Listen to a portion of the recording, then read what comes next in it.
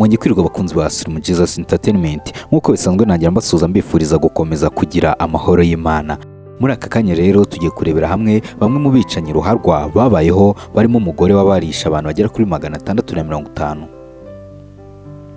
Kuri iyi si hari abantu bagiye babaho wavuga ko bavukanye umuvumo w'ubwicanyi cyangwa se inyota yo kwica, bagiye baba bicanyi Ruharwa. Muri abo rero hari abo tugiye kurebera hamwe bagiye babaho mu mateka bivugwa ko ari bamwe mu bicanyi Ruharwa kugeza ubu bamenyekanye nk'uko tubikesha Wikipedia. Ku mwanya mbere haruzo bita Ted Bundy. Ted Bundy cyangwa se Todd Robert Bundy yari umwicanyi Ruharwa w'umunyamerika ushimuta, ufata ku ngufu, wibasiye kandi akica abakobwa n'abagore benshi mu myaka ya za 70, kandi bishoboka ko na mbere yaho hari abo yari yarishe. Yavutse ku ya 24 Ugushyingo 1946, apfa yicishijwe amashanyarazi mu ntebe ku ya 24 Mutarama 1989. Yavutse hanze y'urushako kandi se nazwi, ndetse bikekwa ko ashobora kuba yaravutse nyuma yo gufatwa ku ngufu kwa nyina. Yahamijwe kwica abagore basaga 30, nubwo we atigeze agaragaza umubare wa nyawo w'abantu yishe. Ku mwanya kabiri harazo bita John Wayne Gacy.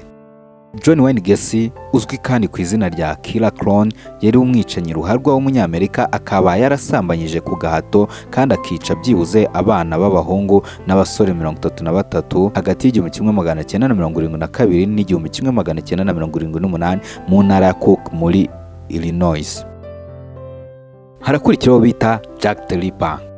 Jack the Ripper ni izina ry'irihimbano ryahawe umwicanyi Ruharwa utazwi muri Whitechapel, Londres, wishe bunyamaswa abagore 5 cyane cyane ab'indaya hagati ya Kanama n'Ugushyingo mu mwaka w'1888. Kugeza uyu munsi yakomeje kuba amayobera kandi abicyamamare mu bwicanyi Ruharwa, kandi wamamaye cyane mu itangazamakuru.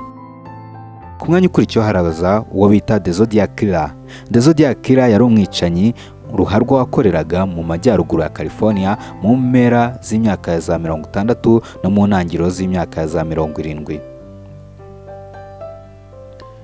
Bivugwa ko Zodiac Killer ari umugabo wo muri California wihaye iryo zina kugira ngo ahishe umwirondoro y'abayobozi. Yongeye kwitabwaho n'abapolisi mu 1971 igihe inshuti yabwiraga abapolisi ko yavuze ku cyifuzo cye cyo kwica abantu kandi agakoresha izina Zodiac. Abantu 5 nibo byemejwe ko yishe, mu gihe 2 bakomeretse. Bishoboka kandi ko yishe abantu bari hagati ya 20 na 28, mu gihe we yiyemereye ko yishe 37. Harakurikiraho bita Jeffrey Dahmer. Jeffrey Dahmer cyangwa se Jeffrey Lionel Dahmer uzwi kandi ku izina rya Milwaukee Cannibal cyangwa se Milwaukee Monster yari umwicanyi Ruharwa w'umunyamerika kandi wafataga ku ngufu, wakoze ubwicanyi akanacamo ibice abagabo 17 n'abahungu hagati y'1978 n'1991. Uyu mwicanyi yanavuzweho kurya abantu, gusambanya imirambo no kubika ibice by'imibiri y'abantu yabaga yishe cyangwa urwunge rw'amagufwa yabo. Ku mwanya ukurikiraho bita Ed Gein. Edward Theodore Gein yavutse mu kuwa 27 Kanama 1906, apfa ku ya 26 Nyakanga 1984. Uyu wamenyekanye kandi nk'umubazi wa Plainfield cyangwa Plainfield Ghoul, ni umwicanyi Ruharwa w'umunyamerika wahamijwe ibyaha by'ubwicanyi byakorewe mu mujyi w'iwabo wa Plainfield muri Wisconsin. Wamamaye cyane mu mwaka w'1957 nyuma y'uko abayobozi bavumbuye ko yatabura imirambo mu mva zaho akanabika amagufwa y'abo bantu n'imo. Gain yemeye kandi ko yishe abagore 2 ari wa Mary Hogan mu mwaka w'1954 ndetse na Bernice Warden mu mwaka w'1957. Hari abasanga uyu adakwiye kuba kuri uru rutonde kubera ko yishe abantu 2 bonyine, ariko ibikorwa byo kushinyagurira imirambo nibyo ahanini byatumye afatwa nk'umuntu utagira umutima.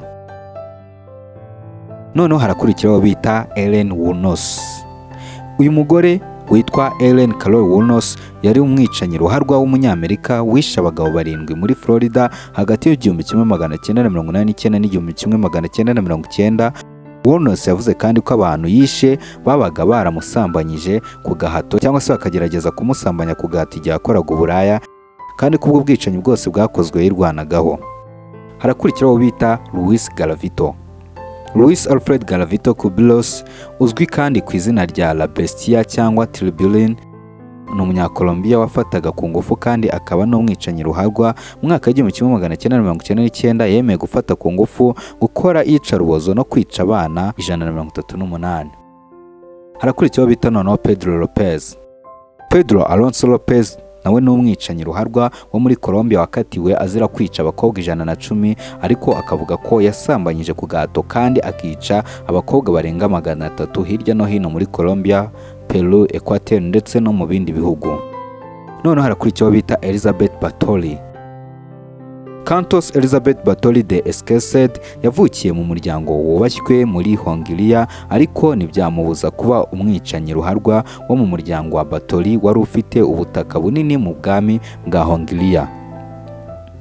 Bathory wavutse mu 1560 agapfa mu mwaka w'1614 yanditswe muri Guinness World Record nk'umwicanyi w'umugore wishe abantu benshi kurusha abandi, nubwo umubare wawe wishe utavugwaho rumwe, ariko hemejwe abantu 80, ariko bivuga ko yaba yarishe abantu bagera muri 650 nk'uko Wikipedia ibivuga. Iyi ni Slim Jesus Entertainment. Kora subscribe dukomeze tugendane 5 kuri 5 n'ibyiza byinshi tuzagenda tubageza uko bwije n'uko bukeye.